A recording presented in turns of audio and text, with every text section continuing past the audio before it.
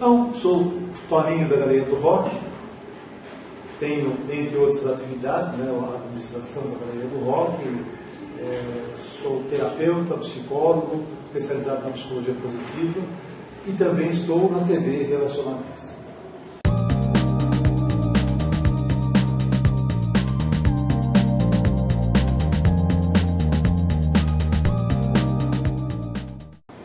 Olá, internautas, iniciamos mais um programa Gestão Executiva. E hoje nós temos novamente a oportunidade de conversar com esse brilhante engenheiro, administrador, Paulo Kevin. Muito obrigado por você ter vindo aqui. E também vamos explorar um pouquinho a tua parte aí. Você é brilhante na parte de eletricidade, né? E vamos falar um pouquinho sobre a parte em geral da saúde, né? E vamos falar sobre equipamentos hospitalares, gestão hospitalar. Eu queria que você falasse um pouquinho da tua experiência nesse sentido. Antes de mais nada, é um prazer estar aqui de com você, bater esse papo, transmitir algumas informações, né, para a juventude principalmente, e dar um pouco de rumo para o nosso momento, né, político-social em que estamos envolvidos. A experiência profissional é o segredo, né, não digo até do sucesso, mas da realização pessoal. Porque hoje todos estão preocupados em ganhar dinheiro, mas não se realizam necessariamente. Verdade.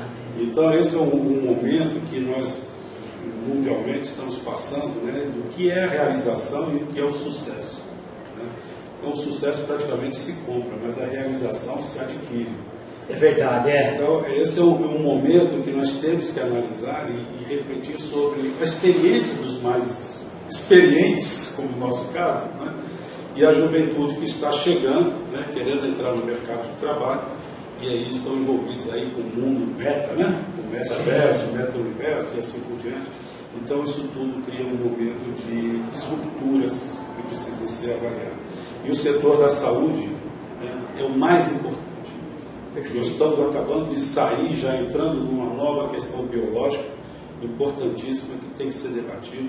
A minha experiência na área médica hospitalar vai para mais de 20 anos, né, que nós montamos hospitais, e aí a gente desenvolve então a conversa hoje. Perfeito. Mais uma vez, muito obrigado aí pelo espaço. Imagina. Conta um pouquinho aí, como que você acabou entrando na área de saúde? Bom, a outra conversa, né, nós falamos sobre o setor nuclear e a questão de energia. Né? Perfeito. Então, eu fiz o curso no Instituto de Energia Atômica, na época, né, na década de 70, especializado em instrumentação eletrônica nuclear, que era um curso de engenharia operacional que existia, né? Hoje já tem outras denominações.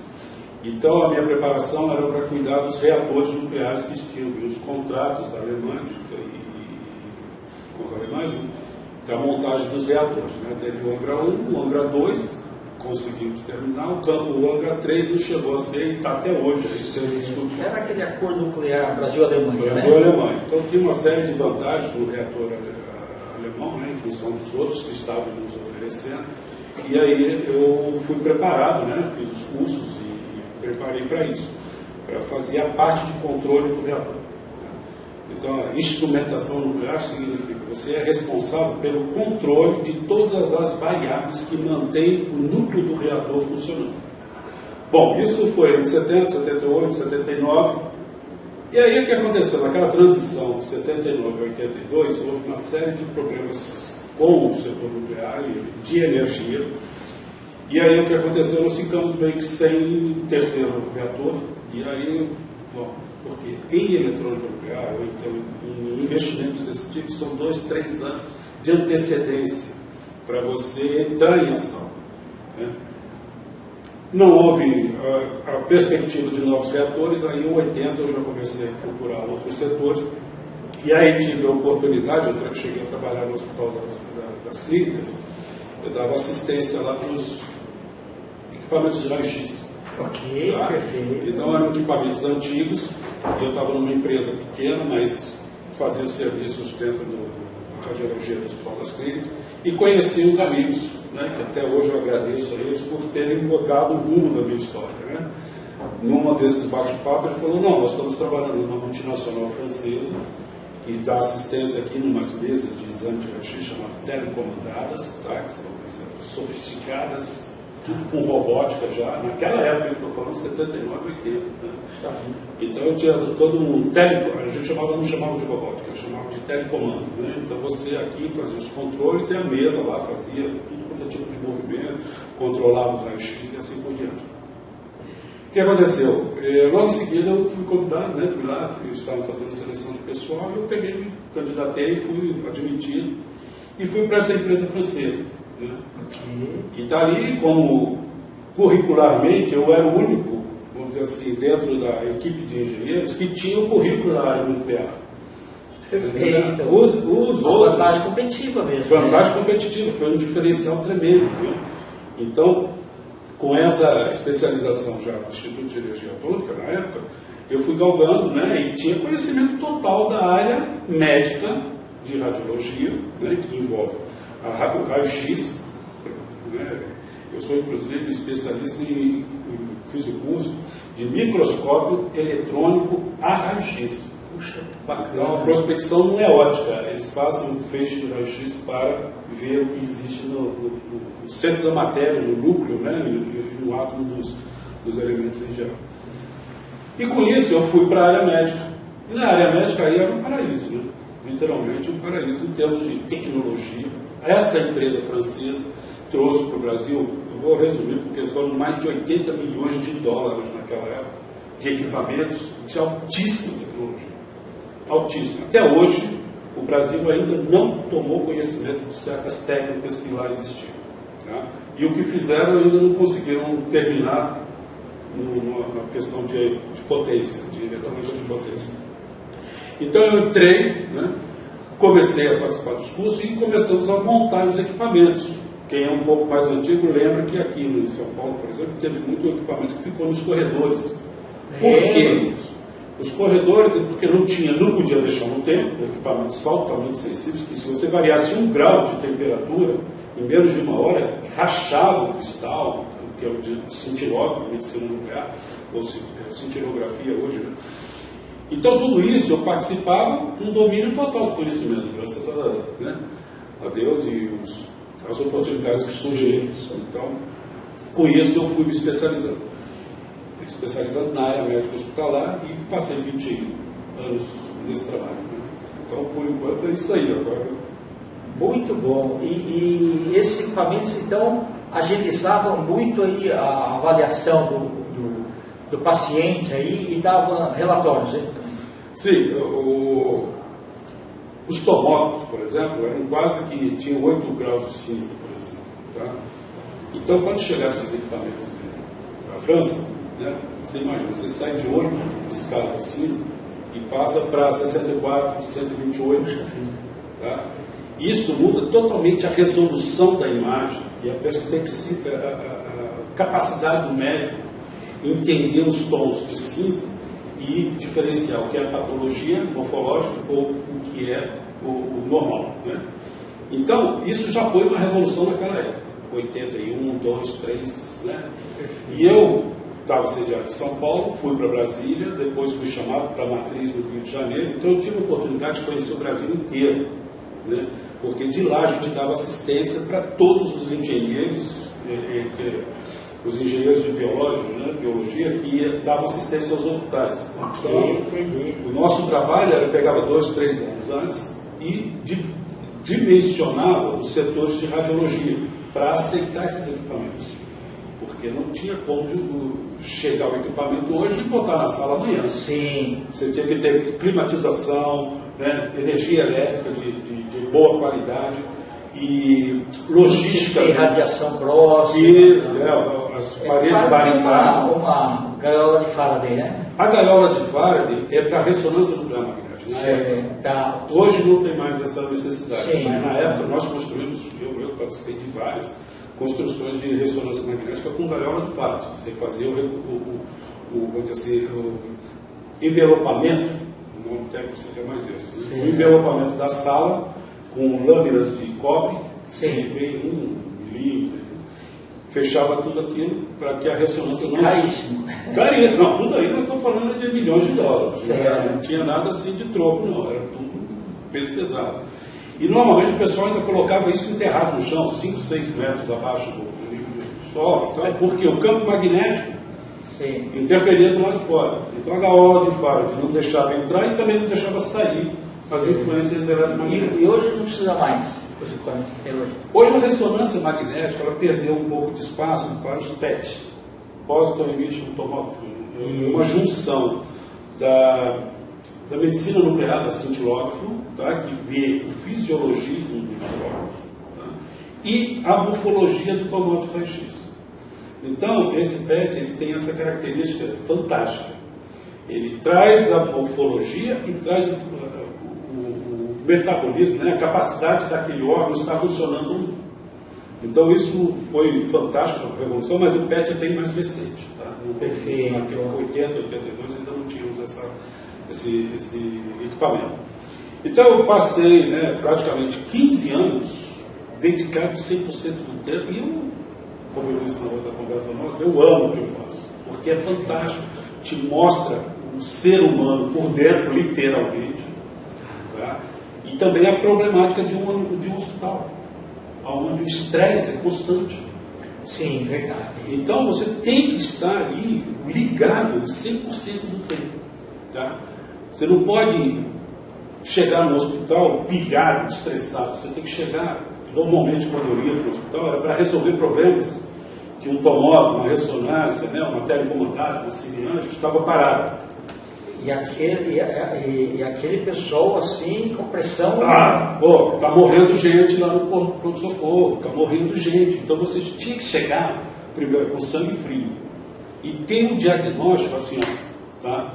Então, essa era a nossa responsabilidade. E eu, sinceramente, assim, sem querer contar, eu estava preparado, estou preparado para fazer isso até hoje. Bacana. Porque você não tem espaço para o erro. Qualquer erro que aconteça ali, o prejuízo é tremendo. Não tem tentativa e erro, tem que ter assertividade. O prejuízo está certo. E no planejamento da montagem dos hospitais, você vai montar uma central de radiodiagnóstico.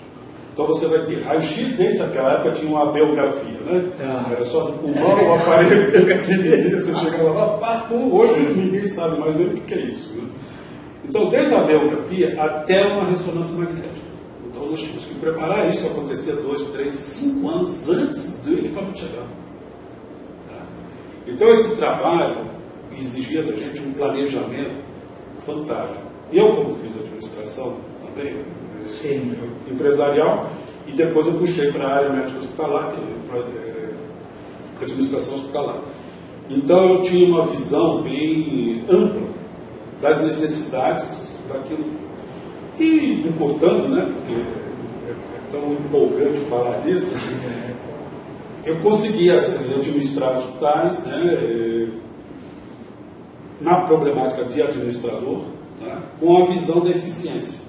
Então a gente conhece o dia a dia da rotina e do estresse dentro de hospitais. E os equipamentos, tecnologicamente, foram evoluindo bastante, a ponto disso, 15 anos depois, em 94, 95, eu instalei em Brasília, no hospital de base, o tomógrafo de maior resolução da época e maior tecnologia de uma empresa, que hoje não existe mais, chamava Picker International Inc., que era uma empresa que tinha mais de 100 anos com montagem de equipamentos de radiologia. Né? E nessa montagem, o que ocorre? Eles colocaram, eu peguei a distribuição dele nacional e consegui colocar no hospital de base. Lembra dos 8 escalas de CIS que eu falei? Sim. Dos 8, dos 128, o meu tinha 1024 tons de cinza. O que faz isso? Dá uma resolução morfológica fantástica. Tá? E a resolução espacial também fantástica, porque o nosso tomógrafo pegava milímetros da coluna cervical, por onde passa o forâneo, né, os dedos e assim por diante da coluna. Então foi mais um salto tecnológico fantástico no Centro-Oeste. Só para você ter uma ideia do impacto disso, nós conseguimos montar um tomógrafo em 3 dias. Ele desembarcou da alfândega, né? Chegou no hospital de base. Na segunda-feira o governador queria inaugurar, porque tinha que fazer. E já está funcionando. E tinha que estar funcionando. Aí teve lá, eu falei, não, posso até falar o nome dele, que é uma pessoa ilustre, que eu gosto muito, muito séria, doutor Frejá, lá em Brasília, né, é secretário de saúde. Ele falou: Paulo, você tem certeza que segunda-feira eu posso chamar o governador? Pode. Segunda-feira vai estar conseguimos 10 horas da manhã ligar o automóvel que estava lá.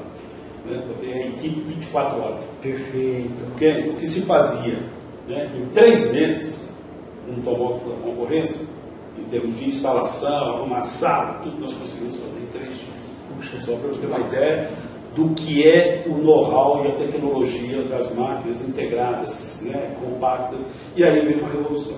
Só para dar uma ideia da realização profissional, naquela semana eu praticamente fechei 6 tomógrafos equivalentes em vendas. Puxa vida, que bacana. Para um gerente. E foi um case de sucesso já. Foi um case de sucesso. Obviamente isso cria uma série de problemas depois, né? Mas enfim, foi o primeiro e mais... Principalmente que a concorrência, né? Sim, a concorrência fica sempre indignada. Né? Aí a gente aprende a trabalhar até com a concorrência, tem que acalmar as feras também, né? Porque as concorrências desses setores não são pequenas. Então a realização do profissional tem que tomar cuidado com todos esses vetores que podem atingi-lo ali agora ou lá na frente. Né? No meu caso, atingiu bem 3 anos depois. Né? Eu ganhar essa concorrência, para botar esse tomógrafo, foi me atingir 3 anos depois. Porque a concorrência comprou a pica. Perfeito, entendi. Então é isso daí. A realização normalmente está acima do sucesso. Eu coloco desse jeito. Ô Paulo, você como diretor de hospital, né, queria que você contasse um pouquinho, e você me falou uma coisa que é verdadeira. O ambiente hospitalar ele é muito estressante. Né? Aqui no Sindosfil, né, hoje nós temos aí o Dr. Edson Ferreira da Silva, que é o presidente, e os eventos que ele tem trazido aí junto às Santas Casas se referem muito à parte de humanização nesse atendimento. Né? Queria que você falasse um pouquinho disso daí, que tem realmente o estresse aí no ambiente. Essa é uma questão muito importante hoje, mais que nunca, hoje, eu digo, esses 6 meses, 8 meses, pós toda a questão biológica, que estressou demais o setor médico hospitalar. Então, esse já é um motivo suficiente para se trabalhar a psique, né? Trabalhar o equilíbrio emocional do profissional de saúde. Tá? Então, isso já por si só já demanda uma tremenda preocupação dos administradores hospitalares, que tem que ser uma administração profissional. Né? Nem sempre, sem dizer um médico seria o melhor administrador. Então, juntar uma coisa com outra, melhor ainda. Mas a administração ela tem um papel bem mais objetivo na questão da humanização da questão de relações internas no hospital. Né? Então, é uma questão de engenharia, vamos chamar assim, das questões humanas, para que não atinja o profissional na sua própria função.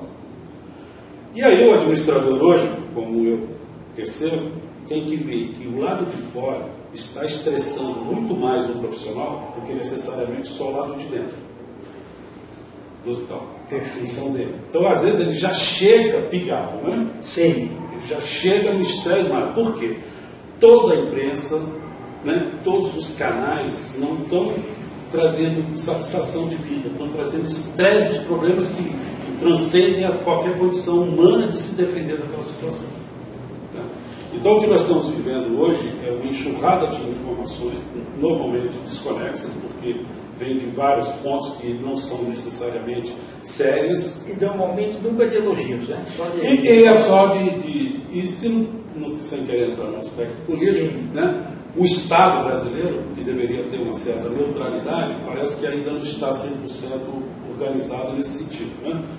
O Estado, o governo, deveriam dar uma segurança emocional maior ao cidadão de maneira geral, independente de qual profissão esteja envolvido. Quando isso não acontece, aí você tem a tempestade perfeita. Né? Então, voltando à questão das Santas Casas, eu tenho um prazer imenso de conhecê-los. Né? Aqui na José Bonifácio, eu tinha escritório aqui no 278, dentro da Santa Casa, conheço a preocupação deles, tanto na área médica hospitalar, como imobiliária que eles têm aqui em São Paulo. São Paulo e pelo estado de São Paulo também, e as outras santas casas que eu conheci, no Rio de Janeiro, né, no Brasil inteiro, sempre trabalhando nos hospitais, e vejo isso com muito carinho, porque é um trabalho fantástico, né, de dedicação de profissionais quase que, né, voluntários. Né? Então a gente sempre procurou colaborar, trazer novas tecnologias, e hoje eu trago no setor de energia. Perfeito. E que tem muito a agregar na parte de hospitalar. Exatamente, porque conhecendo, eu nasci lá dentro, né? Eu nasci em 79, 80, entrei, sim, e passei o restante de 20 anos aplicando. E aí agora, recentemente, eu consegui desenvolver uma nova matriz, né? Uma nova forma de gestão que vem dessa tecnologia, que vem dessa origem tecnológica que o Brasil, infelizmente, não conhece. Né? Pode, assim, só para fechar o raciocínio, existe uma diferença entre um conceito eletrônico e um conceito elétrico. Né? Então nós estamos no momento de fazer uma vamos dizer assim, montagem de tecnologias, e eu sou especialista em transições tecnológicas, desde 77. Perfeito. Então isso é transição tecnológica, e não tem espaço para o erro. Porque lá, se a gente errasse no reator nuclear, ele explodia. Sim. Errou o controle do eletromecânico pneumático, assim por diante, passou para o eletrônico microprocessado. Errou aqui, explodiu. Não tem, é um bit, basta o suficiente para... Mas isso que você falou é muito importante, porque assim, ou o meio acadêmico, ou até nas empresas, deveria ser pedido para o funcionário, os profissionais, o seguinte, procurar buscar o erro zero. Né? Porque o grande problema é assim, aqui, principalmente no Brasil, fala assim, só erra quem faz. E a verdade é assim, nós temos que procurar ser mais assertivos sempre. Essa é uma visão, vamos dizer assim, muito humanista da questão. Tá? Só erra quem faz. Acontece que fazer o errado sem erro também é possível. Sim. Exato, é verdade. Fazer o errado... O errado custa muito mais caro que ter o seu trabalho. É a visão sistêmica. Eu não vou dar nomes porque eu tenho muitos amigos em vários setores, mas vamos desenvolver esse caminho aqui.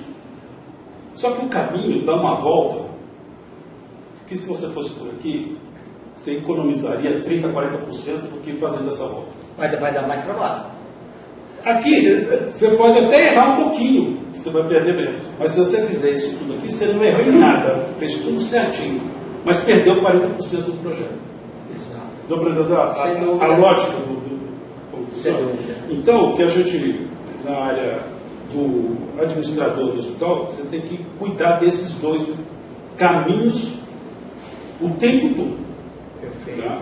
Porque o hospital por si só ele já tem uma visão holística tremenda. Vai desde a hotelaria, né, até o mais, né, insignificante neurônio que a gente possa ter no corpo. Então daria o range de preocupação. Então às vezes você faz um projeto sistêmico zerado, né, e não comete nenhum erro na implantação, mas estrategicamente ele foi equivocado. Ou então você faz uma tarefa simples e faz um erro técnico. Então não existe espaço para o amadorismo na área médica. Na área sistêmica, então, do hospital como um todo, fez, mas fez errado. Só se descobre isso 2, 3, 5 anos depois. Então tem muitos que estão no governo, desculpe puxar, porque o Brasil é um universo, tem que tomar esse cuidado. Sim. Tá? O camarada trabalhou, é eficiente. Né? Tem uma diferença entre eficiência e eficácia. Muito grande. Muito grande. Então, tem que ser profissionalizado, tem que ser discutido, e quando não der para discutir todo no grupo técnico, vai para o grupo social, vai para o grupo estratégico e assim por diante. Porque senão faz bobagem, mega bobagem, e aí nós temos que pagar a conta de um jeito.